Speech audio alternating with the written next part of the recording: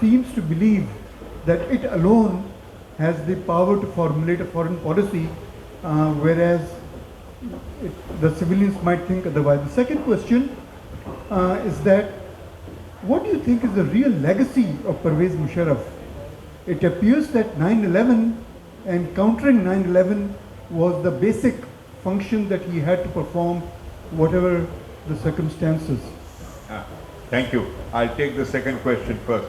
I think Pervez Musharraf has left a very distinctive legacy. Number one, in increasing the seats reserved for women in local government, in provincial assemblies, in the Senate and the National Assembly. For the first time in Pakistan's history, tens of thousands of women were elected through union councils, district councils. They are sitting in forums where no women had been allowed to participate. That's a revolutionary change, and we may not be eyewitnesses to that, but that change is happening across the country. So that's a lasting legacy, number one. Number two, his reforms in media, his openness to freedom of expression, that has never been reversed.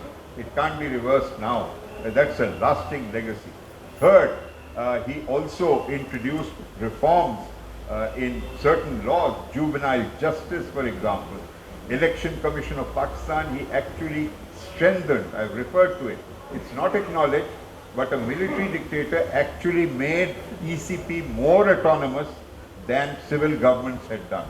And I've given the details in my book. So there are several lasting legacies that he left.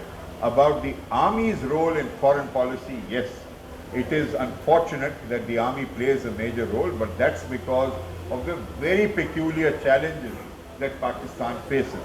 Incidentally, the army in India virtually has veto power over Kashmir, Siachen, Sir Creek, nuclear weapons.